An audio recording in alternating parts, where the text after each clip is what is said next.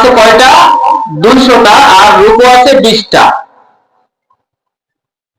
তো সূরা আলে ইমরান কেন নামকরণ করা হলো? আল অর্থ হলো সম্মানিত। আল শব্দের অর্থ কি?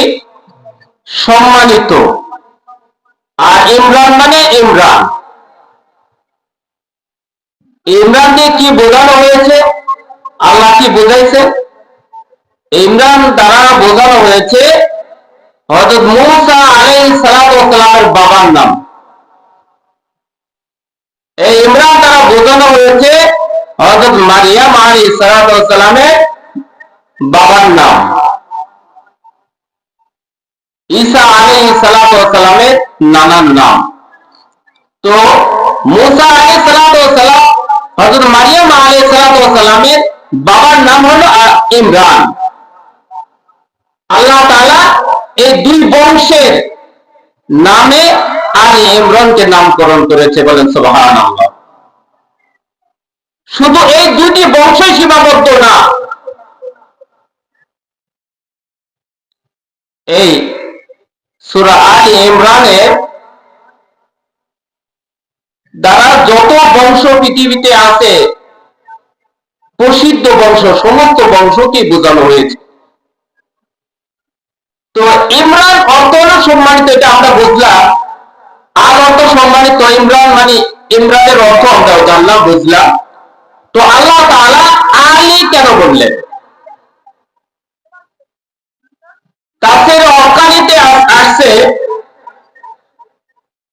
আলে দ্বারা এটাই বোঝানো হয়েছে এই পৃথিবীতে প্রসিদ্ধ যত বংশ আছে আলে দ্বারা এটাই বোঝানো হয়েছে। তো সম্মানিত আলের দ্বারা এটা আমরা বুঝতে পারলাম, আল শব্দটা সম্মানিত, আর আলী দ্বারা এটা বোঝানো হয়েছে পৃথিবীতে যত বংশ সম্মানিত, ওদের প্রসিদ্ধ বংশগুলো আছে, এই সমস্ত বংশকেই আল্লাহ তাআলা বুঝাইছেন। তো আমরা জানলাম সূরা আলে ইমরানকে কেন নামকরণ করা হয়েছে, এটা আমরা জানলাম, বুঝলাম। আল্লাহ রাব্বুল আলামিন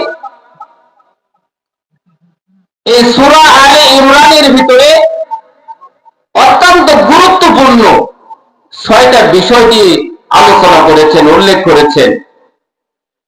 যে 6টি বিষয় এমন গুরুত্ব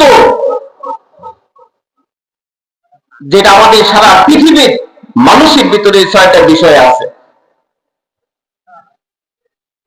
আল্লাহ রাব্বুল আলামিন কোরআনে কারীমের মধ্যে সূরা আলে ইমরানের 14 নং আয়াতে আল্লাহ তাআলা বলেন, যুকিরা লিন্নাসি হুব্বুশ শাহাওয়াতি মিনান নিসা। আল্লাহ তাআলা বলেন যে আমি এই সূরার ভিতরে, এই সূরার এই আয়াতের ভিতরে আমি 6টা আকর্ষণ হবে, 6টা বিষয়ের প্রতি মানুষের ভালোবাসা তৈরি হবে, মানুষ আকর্ষিত হবে, মানুষ ধাবিত হবে, এমন 6টি বিষয় এই আয়াতের মধ্যে আল্লাহ তাআলা উল্লেখ করেছেন। এই 6টি বিষয়কে কেউ যদি নিয়ন্ত্রণ করে চলতে পারে, তাহলে আল্লাহ তাআলা তাদেরকে কয়টি পুরস্কার দিবেন? 3টি পুরস্কার দিবেন।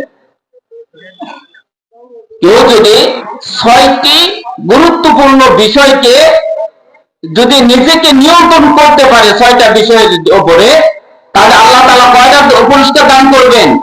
3টা পুরস্কার দান করবেন। সে 3টি পুরস্কার কি? আল্লাহ রাব্বুল আলামিন বলেন, লিল্লাযীনা তাকাও ইনদা রাব্বিহিম জান্নাতুন তাজরি মিন তাহতিহাল আনহার। কেউ যদি 6টি জিনিসকে যদি নিয়ন্ত্রণ করতে পারে, আল্লাহ রাব্বুল আলামিন ওই সমস্ত ব্যক্তিদেরকে 3টি পুরস্কৃত করবেন, 3টি পুরস্কার দান করবেন। সে 3টি পুরস্কারের ভিতরে 1 নম্বর পুরস্কার হলো আল্লাহ তাআলা তাকে জান্নাত দান করবেন। বলেন সুবহানাল্লাহ। কেমন জান্নাত দান করবেন? যে জান্নাতের নিচ দিয়ে নদী ও নহর প্রবাহিত হবে, এরকম জান্নাত আল্লাহ তাআলা ওই ব্যক্তিদেরকে দান করবেন, এক নাম্বার। দ্বিতীয় নাম্বার হলো, যারা এই ছয়টি বিষয়কে নিয়ন্ত্রণ করতে পারবে, এই ব্যক্তিদেরকে আল্লাহ তাআলা দ্বিতীয় নাম্বার যে জিনিসটি দান করবেন, সেই জিনিসটা কি? পবিত্র স্ত্রী দান করবেন। কেমন স্ত্রী দান করবেন? পবিত্র স্ত্রী দান করবেন জান্নাতে। কেমন পবিত্র স্ত্রী? আল্লাহ রসুল এই আয়াতের ব্যাখ্যা করতে গিয়ে আল্লাহ রসুল বলেন যে আমার স্ত্রী আমার কাছে পবিত্র, আমার স্ত্রী আমার কাছে প্রিয়,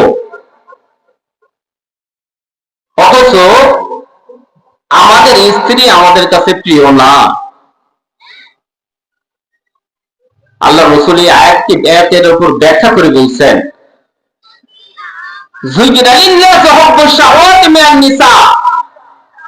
এই আয়াতের উপর ভিত্তি করে আল্লাহ রসুল বলেন যে আমার স্ত্রী আমার কাছে প্রিয়, অথচ আমাদের কাছে আমাদের স্ত্রী প্রিয় না, আমাদের কাছে প্রিয় হলো আমার পাশের বাড়ির ভাবি। ঠিক কিনা বলেন?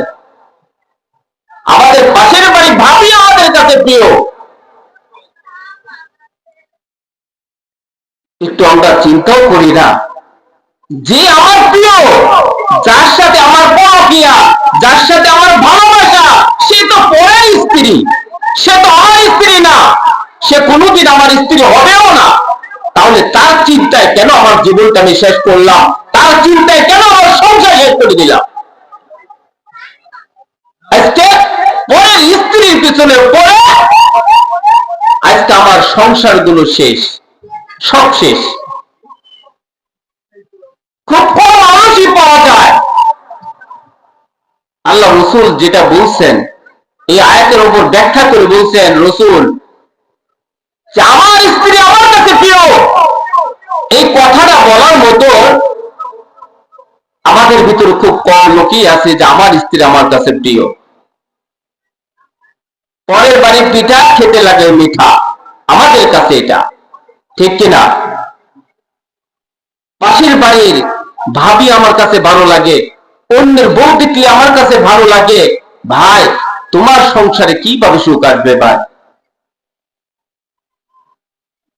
হাদিসের ভিতর আসছে, কারো যদি পরকীয়ার ভাব কারো ভিতর থেকে থাকে, কোন মহিলা, বেগানা মহিলার যদি নাম্বার কারোর ভিতর থেকে থাকে, কারো কাছ থেকে থাকে, এখনই ডিলিট করে ফেলে। তা যদি না করেন, হাদিসের ভিতর আসছে যারা পরকীয়া করে দুনিয়াতে তিনটা শাস্তি তারা পাবে। কয়টা? এক নাম্বার হলো তাদের চেহারায় কোনো নূর থাকবে না মৃত্যুর আগে। যারা পরকীয়া করে তাদের চেহারায় কি থাকবে না? কোন প্রকারের নূর থাকবে না। দ্বিতীয় নাম্বার হলো তারা যতই কামাই করুক না কেন, তার কামাইয়ের ভিতরে কোনো বরকত নাই। দ্বিতীয় নাম্বার হলো যারা পরকীয়া করবে সে বেঈমান হয়ে মারা যাবে। আল্লাহ রাসূল ব্যাখ্যা করেছেন, কুল যুজ্জিনা লিন-নাসি হুব্বুশ শাহাওয়াতি মিনান নিসা। যারা এই পরকীয়ার ভাব যাদের ভিতর আছে, এই ধরনের খারাপ কর্মকাণ্ড যাদের ভিতর আছে, তারা আজকে ছেড়ে দেয়। আজকে অপরের বউ আমার কাছে কেন সুন্দর লাগবে, আমার ভাবি আমার কাছে কেন সুন্দর লাগবে? আরে তোমার বউটাকে ভালো করে সাজাও, দেখো তার চাইতে ভালো লাগবে। ঠিক কিনা বলেন? তোমার বউকে তুমি সাজাও না, আর পরের বউকে দেখে তোমার কাছে ভালো লাগে। মনে রাখবা, বেঈমান হয়ে মারা যেতে হবে, ঈমান নসিব হবে না, কালেমা নসিব হবে না, অমর মৃত্যু হইতে হবে তোমার। আল্লাহ রাসূল বলছেন সংসার আমরা অনেক সময় বলে থাকি, সম্মানিত মা বোনদেরকে উদ্দেশ্য করে বলি, কারণ এমন কোন ব্যক্তি নাই, আলেম ওলামা সাধারণ মানুষ, যাদের সংসারে ঠোকাঠুকি লাগে না, ঠিক কিনা বলে? তো সংসারে দ্বন্দ্ব আছে, এটা সব সংসারে এরকম দ্বন্দ্ব লাগবে, এটাই হলো স্বাভাবিক। তাই বলে এরকম না স্বামী স্ত্রী দ্বন্দ্ব হয়েছে একজন আরেকজনের সাথে কথা বন্ধ করে দেব। কারো যদি সংসারে স্ত্রী যদি কথা বন্ধ করে দেয়, ওই সংসারের মতো অন্ধকার আর কোনো সংসার পৃথিবীতে নাই, অশান্তি আর কোনো ফ্যামিলিতে নাই। এত অশান্তি বিরাজ করে কোন স্ত্রী যদি কথা বন্ধ করে দেয়। অনেক সময় আমরা দেখি আমাদের সামনে আমাদের স্ত্রীগুলো এমন ভাবে চলে, মূলত এক সপ্তাহ গোসলে করে না। আজকে পরকীয়ার ভাব কেন আসছে এটা আমাদের বুঝতে হবে। কেন পরকীয়ার বাস করছে, আমরা কেন পরকীয়া জড়িত হয়ে গেছি, এটা আমাদের বুঝতে হবে। একটা স্ত্রী বা একজন স্বামীকে ঠিক করতে, ঠিক কিনা বলেন? আজকে তুমি বিয়ের আগে তোমার চাকচিক্য, তোমার মাথা থেকে পা পর্যন্ত, তোমার পোশাক পরিচ্ছদ, যত ধরনের তোমার সুঘ্রাণ লাগানোর দরকার, সেগুলো তুমি পরিধান করে লাগায় সেন্ট দিয়ে তুমি রাস্তাতে যখন চলাফেরা করতে পারো, স্কুল কলেজে যেতে পারো, বিভিন্ন পার্কে যেতে পারো। আর এখন তোমার বিয়ে হয়ে গেছে, তাই বলে তুমি নিজেকে পরিষ্কার পরিচ্ছন্ন রাখবে না? তোমার পরিষ্কার পরিচ্ছন্ন কার জন্য করেছো এতদিন? বেগানা পুরুষের জন্য করছো, এটা হারাম ছিল, গুনাহ ছিল। তোমার পরিষ্কার পরিচ্ছন্ন করো তোমার স্বামীর জন্য। আল্লাহ রাসূল বলেন, ইদা নাযারা ইলাইহা সাফাতুহু, আল্লাহ রাসূল বলেন, কারণ স্বামী যদি যখন বাইরে থেকে কাজকর্ম করে বাড়িতে আসবে, তখন স্ত্রীর কাজ থাকবে সমস্ত কাজ ছেড়ে স্ত্রী স্বামীর খেদমত করা, ঠিক কিনা বলেন? যত কাজ আছে সব কাজ ফেলে রেখে স্বামী কি চায় সেদিকে ফলো করতে হবে। আল্লাহ রাসূল কেন কথা বললেন? আমার স্ত্রী আমার কাছে প্রিয়, কেন কথা বললেন? হযরত উম্মে সালমা রাদিয়াল্লাহু তাআলা আনহা বাড়িতে যখন অবস্থান করতেন, আল্লাহ রাসূল বাইরে যাইতেন, বাইরে বিভিন্ন জায়গায় আল্লাহ রাসূল দিনের কাজ করে যখন বাড়িতে ফিরতেন, বাড়িতে ফিরার পূর্বে হযরত আয়েশা, হযরত উম্মে সালমা রাদিয়াল্লাহু তাআলা আনহা তিনি নিজে পরিষ্কার পরিচ্ছন্ন করতেন। প্রিয় ভাই আমার, হযরত উম্মে সালমা রাদিয়াল্লাহু তাআলা আনহা যখন জানতেন নবীজি বাইরে থেকে বাসায় আসবে, তখন নিজেকে কেমন করে রাখতেন, নিজেকে এত সুন্দর করে পরিষ্কার পরিচ্ছন্ন করে রাখতেন। বাড়িতে যে বিছানাগুলো ছিল এই বিছানাগুলো পরিপাটি করে রাখতেন, নিজের শরীরে সুগন্ধি ব্যবহার করতেন। রাসূল যেন এসে তার যেন আকর্ষণ হয়, তার কাছে যেন ভালো লাগে। এলাকার মা বোনরা জিজ্ঞেস করে, ব্যাপার কি হে উম্মে সালমা, অন্য সময় দেখি তোমার থাকার ধরন, আর আজকে দেখতেছি তোমার ভিতরে পরিপাটি, কারণ কি বলো? হযরত উম্মে সালমা রাদিয়াল্লাহু তাআলা বলেন, পৃথিবীর মধ্যে সবচেয়ে উত্তম মানুষ আজকে আমার বাসায় আসবে, বলেন সুবহানাল্লাহ। পৃথিবীর মধ্যে সবচেয়ে উত্তম মানুষ যিনি, তিনি হলো আমাদের প্রিয় নবী হযরত মুহাম্মদ মুস্তাফা সাল্লাল্লাহু আলাইহি সাল্লাম। তিনি হলো আজকে আমার ঘরে অবস্থান করবেন, বলেন সুবহানাল্লাহ। হযরত আয়েশা সিদ্দিকা রাদিয়াল্লাহু তাআলা আনহা, হযরত খাদিজা রাদিয়াল্লাহু তাআলা আনহা, তিনি যখন জানতেন নবীজি তার ঘরে আসবেন, তিনি কি করতেন? বাড়ি ঘর যে এরকম ভাবে পরিপাটি করলে সুন্দর দেখা যাবে, নিজেকে যেভাবে পরিপাটি করলে ভালো লাগবে, নবীজির কাছে ভালো লাগবে, ওই রকম করে পড়ে রাখতেন।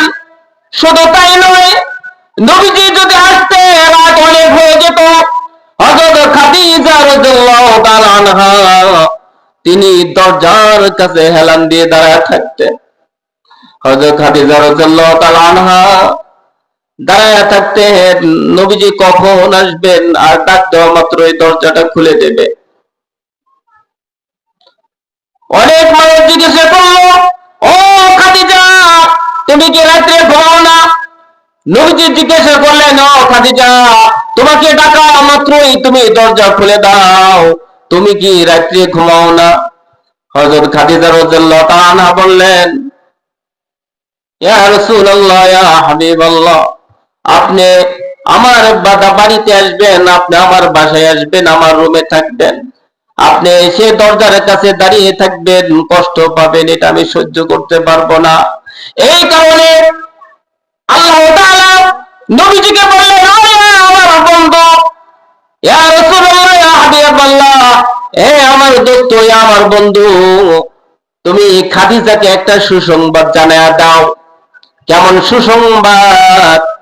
খাদিজাকে জানায়া দাও, এই খাদিজার জন্য জান্নাতের ভিতরে বিশেষ একটি ঘর নির্মাণ করা হচ্ছে। বলেন সুবহানাল্লাহ।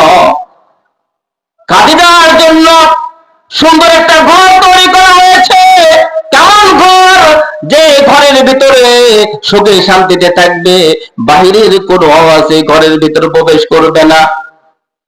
এমন একটি সুন্দর ঘর তার জন্য তৈরি করা হয়েছে। হযরত জিবরাইল আলাইহিস সালাতু ওয়াস সালাম বললেন, ইয়া রাসূলুল্লাহ, ইয়া হাবিবাল্লাহ, আমার সালামটাও খাদিজার কাছে দিবেন। বলেন সুবহানাল্লাহ। আর আমাদের স্ত্রী যদি হতো, কি বলতো? খায় কাজ নাই, তার জন্য আমি ঘুম কামাই দিয়ে আমি দাঁড়ায় থাকবো না। আজকে স্বামীর সাথে কিঞ্চিত দ্বন্দ্ব হলেই কি করে? স্ত্রী থাকে একদিক মুখ করে, স্বামী থাকে আরেক দিক মুখ করে, নাই হলো বিছানায় ত্যাগ। তাহলে পরকীয়া কেন হবে না? আমি একটা ঘটনা বললে আপনারা বুঝবেন। স্বামী স্ত্রী দুইজনের প্রচন্ড দ্বন্দ্ব শুরু হয়ে গেছে। এক পর্যায়ে স্ত্রীও স্বামীর সাথে কথা বলে না, স্বামীও তার স্ত্রীর সাথে কথা বলে না। তো যেহেতু কেউ কারোর সাথে কথা বলে না, স্ত্রী ঘরের ভিতর থাকে, স্বামী আরেক রুমে যায় থাকে। প্রচন্ড শীতের ভিতর প্রচন্ড শীত লাগছে, দুজনে একসাথে থাকলে হয়তো শীত কম লাগতো, যেহেতু আলাদা থাকে শীত বেশি লাগছে। স্বামী কি করলো? ওই শীতের ভিতরে খেরে আগুন দিয়ে তিনি আগুন পোহাচ্ছে। আর স্বামী খেয়াল করলো না যে তার লুঙ্গি আগুন লাগছে, তার খেয়ালই নাই। অথচ যেহেতু স্বামী স্ত্রী কথা বলে না, স্ত্রী জানালা দিয়ে টের পাইছে, দেখে হায়রে আমার স্বামীর লুঙ্গিতে যেহেতু আগুন লেগে গেছে, না জানি সব পুরায় শেষ হয়ে যাবে, আমার কি হবে তখন? যখন পুরে সব শেষ হয়ে যাবে তখন আমার কি হবে? পারছে না কথা বলতে, কি করবে? স্ত্রী বলতেছে জানালার ভিতর থেকে, আমার মানুষের সাথে কথা বলার দরকার নাই, মানুষের লুঙ্গিতে আগুন ধরুক বা না ধরুক, আমার কি?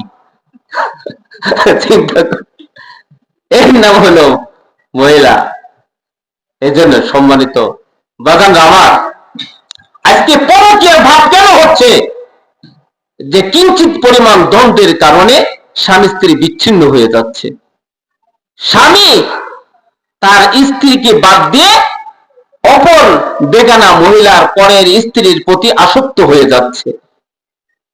স্ত্রীর অবহেলার কারণে, অনেক ক্ষেত্রে স্বামীর অবহেলার কারণে স্ত্রী পরকীয়া করে নাই, সংসার ছেড়ে চলে যায়।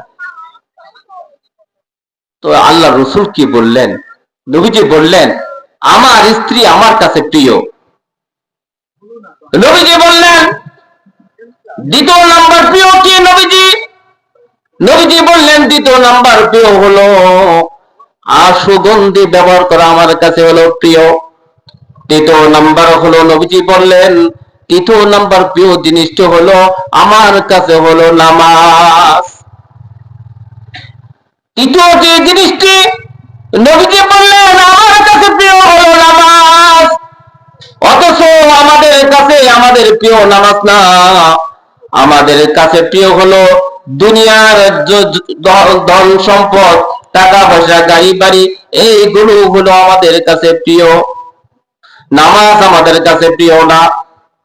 আল্লাহ রাসূল বলেন আউয়ালু মা ইউহাসাবু বিহিল আবদু ইয়াউমাল কিয়ামাহ, কাল কিয়ামতের ময়দানে সর্বপ্রথম আল্লাহ তাআলা যে জিনিসের হিসাব নেবেন সেই জিনিসটি হলো নামাজ। নবীজি বলেন as-salatu মিফতাহুল জান্নাহ, নামাজ হলো জান্নাতের চাবি।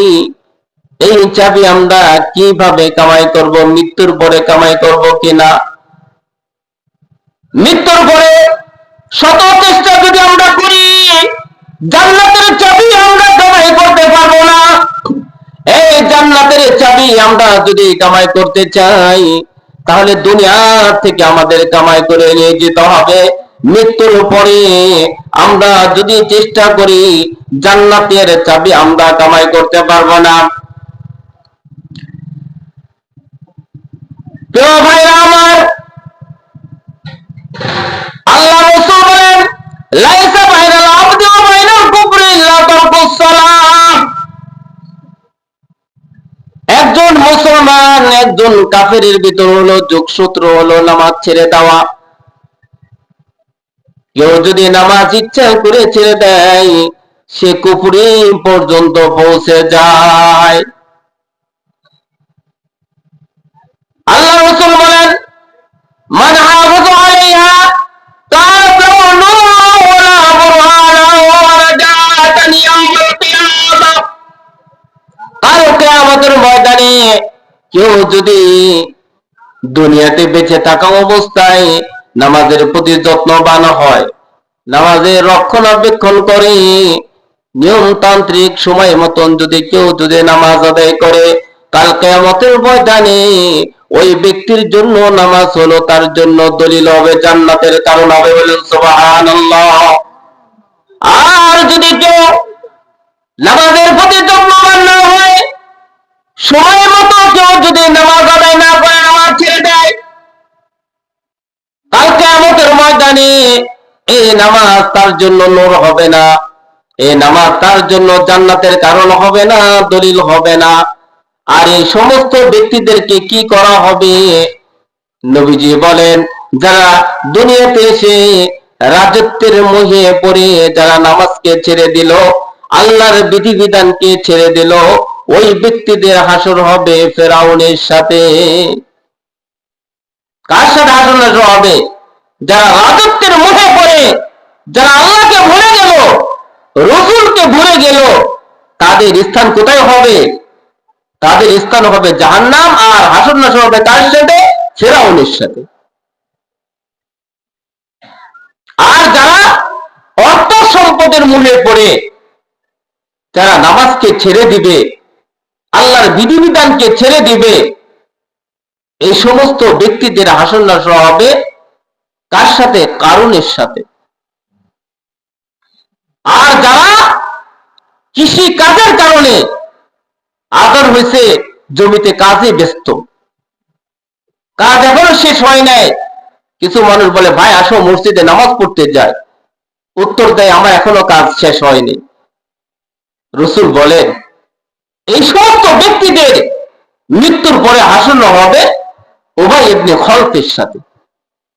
তাহলে এই সমস্ত জাহান্নামী ব্যক্তিদের সাথে আমাদের যদি হাসর নাসর হয় তাহলে আমাদের অবস্থানটা কোন জায়গায় হবে বলে? আল্লাহ রাসূল বলেন যারা ৬টি কাজ গুরুত্ব সহকারে আদায় করবে, নিজেকে নিয়ন্ত্রণে রাখতে পারবে ৬টি বিষয়ের উপর, আল্লাহ রাব্বুল আলামিন ওই সমস্ত ব্যক্তিদেরকে ৩টি পুরস্কার দান করবেন। ১ নাম্বার পুরস্কার হলো ওই ব্যক্তির জন্য জান্নাত দিবেন যে জান্নাতের নিচ দিয়ে নদী প্রবাহিত হবে, নহর প্রবাহিত হবে। ২ নাম্বার হলো পবিত্র স্ত্রী দান করবেন। কেমন স্ত্রী দান করবেন, আমাদের দুনিয়ার স্ত্রীর মতন পা থেকে মাথা পর্যন্ত ময়লা ভরপুর এমন স্ত্রী নয়। এমন স্ত্রী দান করবেন না যে স্ত্রীর গর্ভ ধারণ করবে, শরীরে দুর্বলতা আসবে, শরীর খারাপ লাগবে, মাথা ব্যথা করবে, শরীরে অসুস্থতা ভাব লাগবে, এমন স্ত্রী দান করবেন না। এমন স্ত্রী দান করবেন যে স্ত্রী শুধু সুখ আর শান্তি দিতে পারবে, দুঃখ দিবে না, এমন স্ত্রী আল্লাহ তাআলা দান করবেন।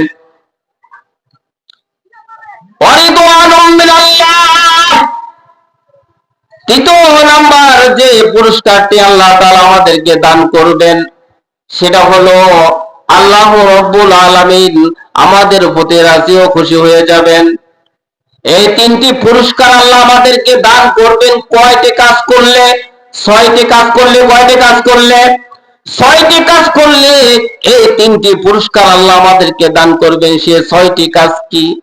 সে ছয়টি কাজ হলো, এক নাম্বার হলো নিজের স্ত্রীকে বেশি ভালোবাসা, নিজের স্ত্রীকে প্রিয় মনে করা, নিজের কাছে পরের বউকে বেশি ভালো না বাসা, পরের বউয়ের সাথে পরকিয়া না করা, পরের মেয়ের প্রতি আসক্ত না হওয়া। আল্লাহ রাব্বুল আলামিন বলেন, যুজ্জিনা লিন-নাসি হুব্বুশ শাহাওয়াতি মিনান নিসা, একজন পুরুষ আরেকজন বেগানা মহিলার প্রতি যেন আসক্ত না হয়, তার প্রতি যেন প্রেম ভালোবাসা মহব্বত তৈরি না হয়। যারা এইভাবে নিজেকে নিয়ন্ত্রণ করতে পারবে, এই ব্যক্তির জন্য হলো ওই তিনটি পুরস্কার। এই কারণে নবীজি বললেন যে আমার স্ত্রী হলো আমার কাছে প্রিয়। আমাদের স্ত্রী যাদের আছে তাদের হলো স্ত্রী আমাদের কাছে মনে করতে হবে আমাদের স্ত্রী আমাদের কাছে প্রিয়। এটা হলো নবীজির কথা। কার কথা বলেন? নবীজির কথা। দ্বিতীয় নম্বর হলো অবানির। প্রথম নম্বর বিষয় গেল, দ্বিতীয় নম্বর বিষয় হলো ছেলে সন্তান। এই ছেলে সন্তানের ভালোবাসায়, ছেলে সন্তানের ভালোবাসার কারণে আজকে আমাদের এমন অবস্থা হয়ে গেছে, আজকে আমরা নামাজ ছেড়ে দিয়েছি, কোরআন ছেড়ে দিয়েছি, আল্লাহর বিধিবিধান ছেড়ে দিয়েছি।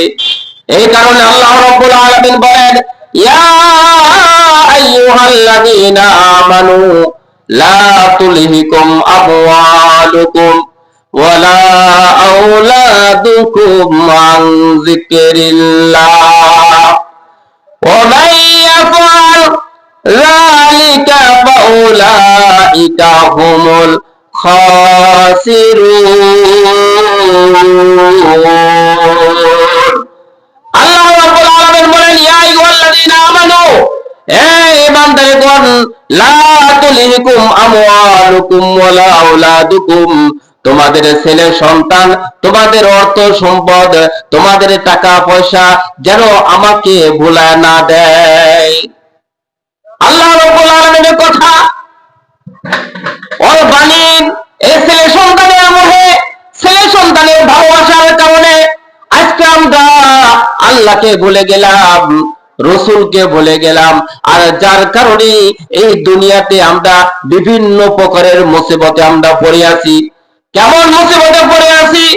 আল্লাহ রাব্বুল আলামিন বলেন, ওয়ামান আরাদা আন যিকরি ফাইন্না লাহু মাঈশাতান দানকা। আল্লাহ রাব্বুল আলামিন বলেন, যারা ছেলে সন্তানের মোহের কারণে, ছেলে সন্তানের ভালোবাসার কারণে এই ছেলে সন্তানদেরকে কোরআনের বাণী শিখাবে না, আল্লাহর বিধিবিধান শিখাবে না, রাসূলের আদর্শ শিখাবে না, যাদেরকে জাহান্নামের দিকে ঠেলে দিচ্ছে, এই ছেলে সন্তানের কারণে আল্লাহ রাব্বুল আলামিন বলেন, ওমান আরাদা আন যিকরি ফাইন্না লাহু মাঈশাতান দানকা, যারা আমার কোরআন থেকে, যারা আমার জিকির থেকে দূরে থাকবে, আমি তাদের জীবনটা আমি সংকীর্ণ করে দেব। কেমন সংকীর্ণ করে দেব। আল্লাহ তাআলা বলেন, আমি তাদেরকে জমি জমা দিয়ে তাদের জীবনটা আমি সংকীর্ণ করে দেব, অশান্তিতে রাখবো। ছেলে সন্তান দিয়ে অশান্তিতে রাখবো, স্ত্রী দিয়ে অশান্তিতে রাখবো, স্বামী দিয়ে অশান্তিতে রাখবো, টাকা পয়সা দিয়ে তাদেরকে অশান্তিতে রাখবো। আজকে আমরা সর্বপ্রথম যে অশান্তিতে আছি, সবচেয়ে গুরুত্বপূর্ণ যে অশান্তিতে আমরা আছি, সেটা হলো ছেলে সন্তান অল বানিন। এই ছেলে সন্তানের কারণে আজকে আমরা অশান্তিতে আছি। আজকে আমার সন্তান আমার কথা শোনে না, আমার সন্তান আমার কথা মানে না। মাকে আঘাত দিয়ে কথা বলে, বাবাকে আঘাত দিয়ে কথা বলে, মাকে মারপিট করে, বাবাকে মারপিট করে, মার সাথে ভালো আচরণ নাই, বাবার সাথে ভালো আচরণ নাই। অথচ এই সন্তানের কারণে মা কতদিন না খেয়েছিল, মা ঠিক মতন ভালো ভাত খায় নাই, গরম ভাত খায় নাই, ঠান্ডা ভাত খেয়েছে, কিন্তু সন্তানকে ভালো খাবার খাওয়াইছে, গরম ভাত খাওয়াইছে। মা পান্তা ভাত খেয়েছে, সন্তানকে গরম ভাত খাওয়াইছে। মা ভিজা কাপড় পরিধান করে সারা রাত শীতের ভিতর পার করেছে, অথচ সন্তানকে ভিজা কাঁথার উপর সারা রাত শোয়ায় রাখে নাই। মা সিরা জামা পরে থাকে, সন্তানকে নতুন কাপড় পরিধান করায়, বাবা সিরা লুঙ্গি পরিধান করে, কিন্তু সন্তানের মুখে হাসি ফুটানোর জন্য বাবা নিজের জীবনটা পর্যন্ত উৎসর্গ করে দেয়। ঠিক কিনা বলেন? যেই মা, যে মা ছাড়া পৃথিবীতে আমরা চোখে দেখতে পাইতাম না, পৃথিবীর আলো দেখতে পাইতাম না, যে মা ছোটকালে সন্তানের গায়ে একটা মশার কামড় সহ্য করতে পারে নাই, একটা পিঁপড়ার কামড় সহ্য করতে পারে নাই, সন্তানের যদি জ্বর হয় সারা রাত মার চোখে ঘুম নাই, মা ঘুমায় না। সন্তান বলে, মা তুমি কেন ঘুমাও না? ঘুমাও, আর কিছু হবে না। মা বলে, বাজারে তুই ঘুমা, তোর মাথা হাত বোলায় দে, তুই ঘুমা, আমার ঘুমানোর দরকার নাই, তুই ঘুমা, তাই আমার ঘুম এসে যাবে, আমার ঘুম হয়ে যাবে। সন্তান খেয়াল করে, মা যায় নামাজ পড়ে, যায় নামাজ পড়ে, নামাজ পড়ে আর আল্লাহর কাছে দোয়া করে, আল্লাহ আমার জীবনটা তুমি নিয়ে নাও, আমার ছেলের জীবনটা তুমি ভিক্ষা দাও। এর নাম হলো মা। শীতের ভিতরে সবাই ঘুমা পড়ে, মার চোখে ঘুম নাই, মা ওই সন্তানের পাশে বসে থাকে, সন্তানের শরীর মুছে দেয়, সন্তানের মাথায় পট্টি দেয়, সন্তানের পোশাক পরিধান করে দেয়, সন্তানের পোশাক পরিবর্তন করে দেয়, সারাত্র মা সন্তানের খেদমত করে। অথচ ওই মা, ওই বাবা যখন বৃদ্ধ বা বৃদ্ধা হয়ে যায়, তখন ওই সন্তান ওই মা বাবাকে ভুলে যায়। আল্লাহ রাসূল বলেন, ওমা জান্নাত গুনারুকা, তোমার পিতা মাতাই তোমার জন্য হলো জান্নাত, আর তোমার পিতা মাতাই হলো তোমার জন্য জাহান্নাম। ও যুবক ভাইরা আমার, আমরা হাফেজ যদি হই, আলেম হই, মুফতি হই, মুহাদ্দিস হই, আমি আর দুনিয়ার যত বড় মুফতি হই না কেন, যদি আমার মার সাথে ভালো আচরণ না হয়, বাবার সাথে যদি আমার আচরণ যদি ভালো না হয়, তাহলে আমি হাফেজ, আলেম, মাওলানা, মুফতি হয়ে, আল্লাহর ওলি হয়ে কোনো লাভ হবে না। সবাই বলেন ঠিক কিনা? মার খেদমত করে তুমি জান্নাত কামাই করো, বাবার খেদমত করে তুমি জান্নাত কামাই করো। ও যুবক ভাইরা আমার, একটু খেয়াল করে দেখো, আমার আপনার মা বাবা আমার আপনার জন্য কি করেছিল। আজকে সেই মা এই প্রচন্ড শীতের ভিতরে কবরস্থানে 3.5 হাত কবরে শুয়ে আছে। আমার বাবা ওই 3.5 হাত কবরে শুয়ে আছে। আল্লাহ তাদেরকে ওই কবরের ভিতর কোনো বালিশের ব্যবস্থা করে দিছে কিনা আমরা খবর নিতে পারি নাই। আল্লাহ আমার ওই মা বাবার খবরে কোনো খাটের ব্যবস্থা করে দিছে কিনা। আল্লাহ আমার মা বাবার খবরে এসির ব্যবস্থা করে দিয়েছে কিনা। আমার মা বাবার কবরে কোন জাসিমের ব্যবস্থা করে দিছে কিনা। আমার মা বাবার জন্য কোন আলোর ব্যবস্থা করে দিয়েছে কিনা, এটা আমরা খবর নিতে পারি নাই। অথচ ওই মা ওই বাবা দুনিয়াতে বেঁচে থাকা অবস্থায় একদিন এক সেকেন্ডও আমাদেরকে ঠান্ডার উপর শোয়ায় রাখে না। অথচ সে মা বাবা ওই প্রচন্ড শীতের ভেতর ঠান্ডার ভেতর বাস করে আছে, সেখানে দুনিয়াতে এক প্রান্ত থেকে আরেক প্রান্ত পর্যন্ত যোগাযোগ করা যায়, কিন্তু যিনি দুনিয়া থেকে চলে যায় তাকে আর তার সাথে কোনো প্রকারের যোগাযোগ করা যায় না। আজকে আমরা কেমন কুলঙ্গার সন্তান হলাম, যে মার কারণে দুনিয়ার নিয়ামত খাইতে পাইলাম, যে বাবার কারণে দুনিয়ার নিয়ামত খাইতে পাইলাম, যে মা বাবার কারণে বাপ ডাক শুনতে পাইলাম, যে মা বাবার কারণে দাদা ডাক শুনতে পাইলাম, নানা ডাক শুনতে পাইলাম, যে মা বাবার কারণে দুনিয়ার সমস্ত নিয়ামত আমি ভোগ করতে পারলাম। আজকে সে মা বাবা ওই অন্ধকার কবরে শুয়ে আছে। আজকে এখানে জান্নাতের বাগানে কোরআন ও হাদিসের আলোচনা হচ্ছে। ওই আলোচনাতে যখন আমরা উপস্থিত হব, যখন আলোচনা শুনবো, আর এই আলোচনা শোনার বদলতে জান্নাতের বাগানে আসার বদলতে ওই মা বাবার কবর আযাব মাফ হয়ে যাবে, এটা আমরা জানা সত্ত্বেও আমরা কেমন কুলঙ্গার সন্তান হলাম। আমরা রাস্তাঘাটে ঘোরাফেরা করি, আমরা দোকান পাটে আড্ডা দেই, তারপরেও আমরা কেমন নাফরমান। আমরা সেই মার কথা ভুলে গেলাম, বাবার কথা ভুলে গেলাম। এই কারণে সম্মানিত বাজানরা আমার, যুবক ভাইরা আমার, পর্দার আড়ালে মা ও বোনেরা আমার, আজকে যদি আমরা আমাদের মার জন্য কিছু করি, আজকে আমরা যদি আমার বাবার জন্য যদি কিছু করি, তাহলে আমি আপনি যখন দুনিয়া থেকে বিদায় নিয়ে চলে যাব, যখন ওই 3.5 হাত কবরে যখন শুয়ে থাকবো, তখন আমার 3.5 হাত কবরটা আল্লাহ তাআলা নেকি পরিপূর্ণ করে আল্লাহ তাআলা আমাদেরকে জান্নাতুল ফিরদাউস দান করে দিবেন, বলেন সুবহানাল্লাহ। আর যদি আমরা মা বাবার জন্য যদি কিছু না করি, আমরা যখন দুনিয়া থেকে চলে যাব, তখন আমার সন্তান আমাদের জন্য কিছুই করবে না, ঠিক কিনা বলেন। এই কারণে আল্লাহ তাআলা বলেন, যারা কোরআন, আল্লাহ তাআলা বলেন, যারা আমার কোরআন থেকে, যারা আমার জিকির থেকে দূরে থাকবে, আমি তাদের জীবনটা সংকীর্ণ করে দেব। সর্বপ্রথম তাদেরকে ছেলে সন্তানটি আমি তাদেরকে অশান্তিতে রাখবো। আজকে আমরা কেমন অশান্তিতে আছি। আল্লাহ তাআলা বলেন, ইয়া আইয়ুহাল্লাযীনা আমানু কু আনফুসাকুম ওয়া আহলিকুম নার। আল্লাহ তাআলা বলেন, হে ঈমানদারগণ, তোমরা নিজেরা জাহান্নামের আগুন থেকে বাঁচো, তোমার পরিবার পরিজন যারা আছে তাদেরকে জাহান্নামের আগুন থেকে বাঁচাও। আজকে আমরা নিজেরা জাহান্নামের আগুন থেকে বাঁচতে পারলাম না। আজকে আমরা ছেলে সন্তানদেরকে জাহান্নামের আগুন থেকে বাঁচাইতে পারলাম না। আজকে আমরা নিজেরা জাহান্নামে মুখী হয়ে গেলাম। আজকে আমার ছেলে সন্তানদেরকে জাহান্নামের দিকে ঠেলে দিলাম। এই কারণে আল্লাহ তাআলা বলেন, ওয়ানাহশুরুহু ইয়াওমাল কিয়ামাতি আমা।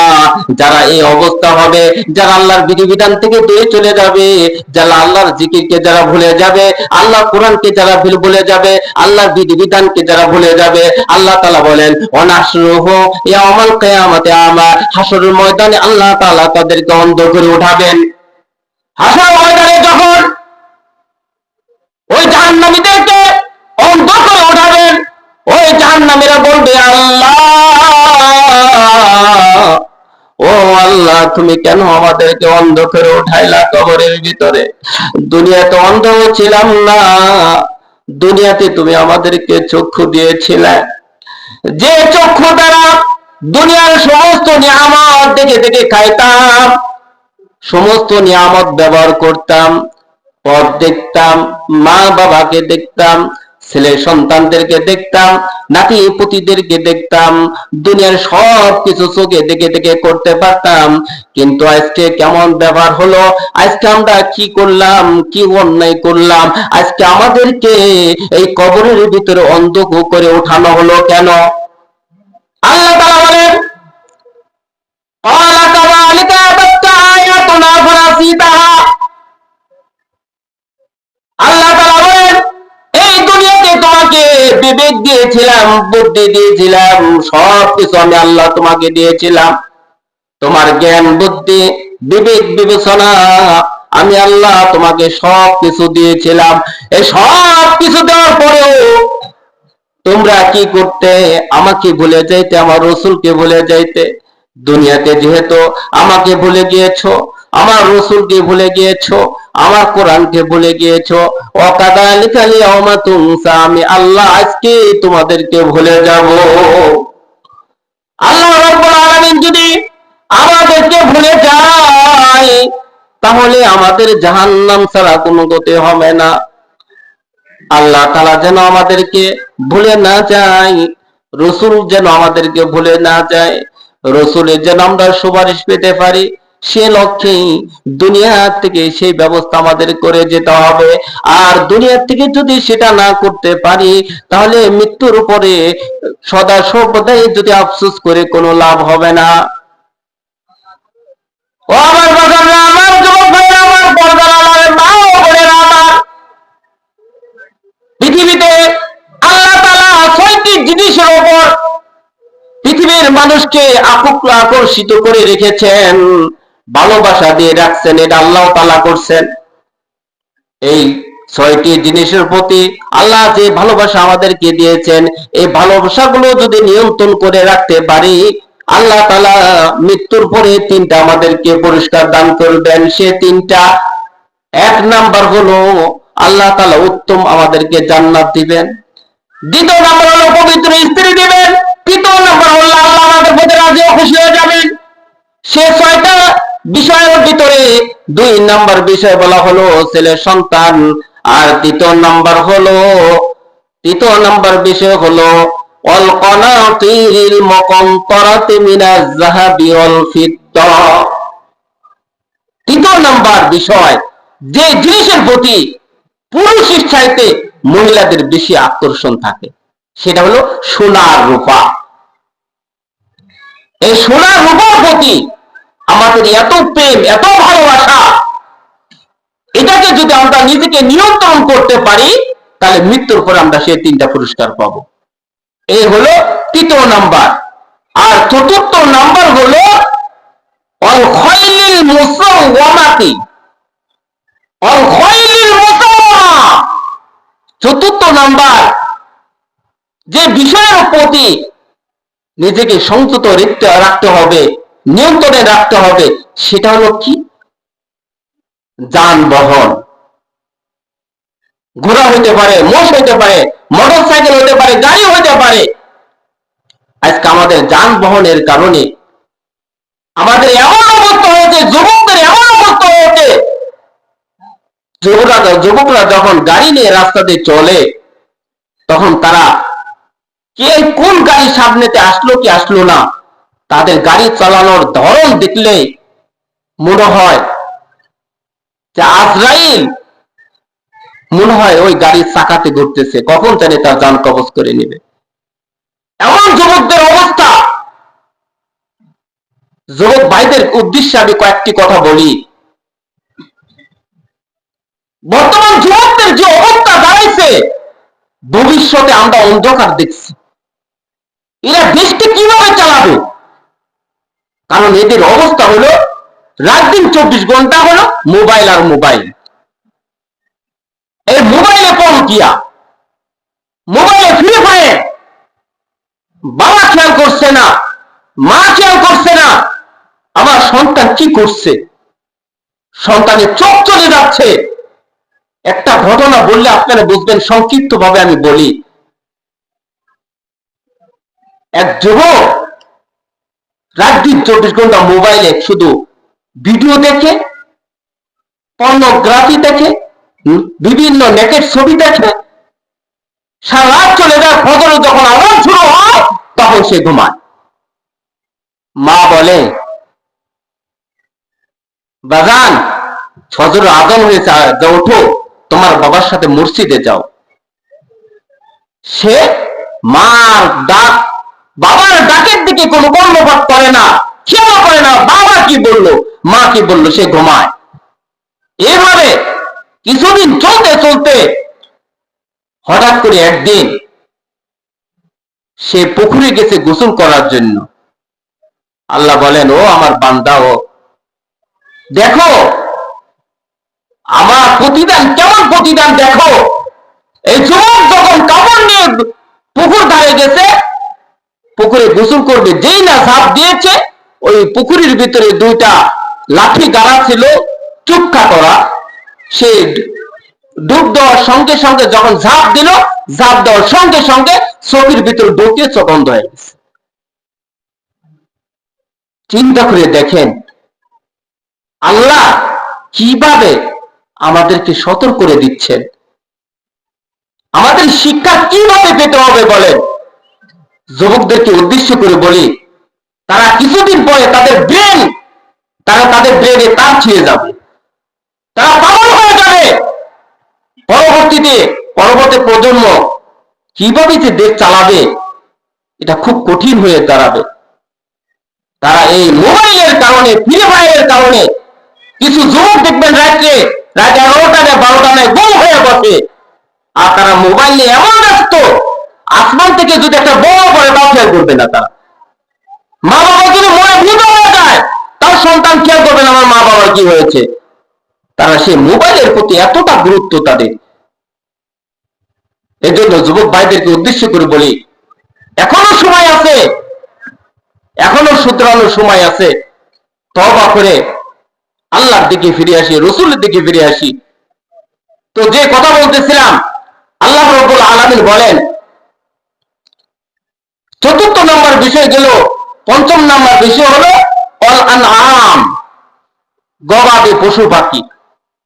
এই গবাদি পশু পাখির প্রতি আমাদের প্রেম ভালোবাসা হলো বেশি। আর ৬ নম্বর হলো অল আরস, এই জমি। যে জমির কারণে ভাই ভাইয়ের সাথে সম্পর্ক ছিন্ন করে ফেলছে, মা বাবা তার সন্তানের সাথে ছিন্ন করে ফেলছে, সন্তান মা বাবার সাথে ছিন্ন করে ফেলছে, এমনকি সন্তান মা বাবাকে হত্যা করে ফেলছে। এই জমির কারণে, সম্পদের কারণে। এই সম্পদের কারণে দুনিয়াতে যত অশান্তি, শুধু জমির কারণে। এই কারণে আল্লাহ তাআলা বলেন, এই ৬টা বিষয়ের প্রতি যারা খেয়াল করে চলবে, নিজেকে সংযত রাখবে, নিয়ন্ত্রণ রাখতে পারবে, এই ব্যক্তিদের জন্য 3টা পুরস্কার। তবে এরা 3টা পুরস্কার পাবে, তবে তাদের মৃত্যুর আগে আর কয়েকটি কাজ করতে হবে। কয়টা কাজ করতে হবে? কমপক্ষে 3-4টা কাজ করতে হবে। 1 নম্বর হলো আল্লাযীনা ইয়াকুলুনা রাব্বানা ইন্নানা আমান্না ফাগফির লানা। 1 নম্বর হলো আল্লাযীনা ইয়াকুলুনা রাব্বানা ইন্নানা আমান্না ফাগফির লানা। মৃত্যুর আগে বেশি বেশি করে ইস্তিগফার পাঠ করা, আল্লাহর কাছে ক্ষমা প্রার্থনা করা, আল্লাহকে বলা, আল্লাহ তুমি আমার জীবনের গুনাহটা মাফ করে দাও। বিগত অনেক অন্যায় করেছি, তোমার নাফরমানি করেছি, আল্লাহ তুমি আমাকে মাফ করে দাও, মাফ করে দাও। হাদিসের ভিতরে আসছে, নবীজি প্রত্যেক দিন কমপক্ষে 100 বার, 100 বারের বেশি বেশি বেশি করে ইস্তিগফার পাঠ করতেন। আজকে আমি আপনাদেরকে একটি আমল দিয়ে যাব। আজকের পর থেকে আমরা বেশি বেশি করে চলতে ফিরতে, উঠতে বসতে সদা সর্বদাই মা বোনদেরকে উদ্দেশ্য করে বলি, যুবক ভাইদেরকে উদ্দেশ্য করে বলি, আমরা বেশি বেশি করে ইস্তিগফার পাঠ করব। ইস্তিগফার পাঠ করলে কি লাভ হবে? আল্লাহ তাআলা আমার দ্বারা যে অন্যায় হয়েছে, যে গুনাহ হয়েছে, এই গুনাহ আল্লাহ তাআলা আমাদেরকে মাফ করে দিবেন, বলেন সুবহানাল্লাহ। এই কারণে বেশি বেশি করে ইস্তিগফার পাঠ করা, আস্তাগফিরুল্লাহ, আস্তাগফিরুল্লাহ, আস্তাগফিরুল্লাহ, আল্লাহ তুমি আমাকে মাফ করে দাও, আল্লাহ তুমি আমাকে মাফ করে দাও, বেশি বেশি করে ক্ষমা প্রার্থনা করা মৃত্যুর আগে। যদি ওই 3টা পুরস্কার যদি তোমরা পেতে চাও, তাহলে তোমাদের মৃত্যুর আগে বেশি বেশি কি করবে? ইস্তিগফার করতে হবে। 2 নম্বর হলো আল্লাহ রাব্বুল আলামিন বলেন, মৃত্যুর আগে 6টা কাজ করতে হবে। তার ভিতর থেকে 1ম নাম্বার হলো আল্লাহর কাছে ক্ষমা প্রার্থনা করতে হবে, আল্লাহ তুমি মাফ করে দাও, মাফ করে দাও। আর 2য় নাম্বার হলো জাহান্নাম থেকে মুক্তির জন্য আল্লাহর কাছে দোয়া করতে হবে, আল্লাহ তুমি আমাকে জাহান্নামের আগুন থেকে রক্ষা করো, জাহান্নামের আগুন থেকে রক্ষা করো। তৃতীয় নাম্বার হলো আস-সাবিরিন। তৃতীয় নাম্বার যে কাজটি করতে হবে, ধৈর্য ধারণ করতে হবে। আর চতুর্থ নাম্বার কাজ হলো অস-সাদিকিন, সত্য পরায়ণ হতে হবে, সত্যবাদী হতে হবে, সত্য কথা বলতে হবে। আর তারপরে কি করতে হবে, আনুগত্যশীল হতে হবে কার ওপর? রাসূলের ওপর। এরপর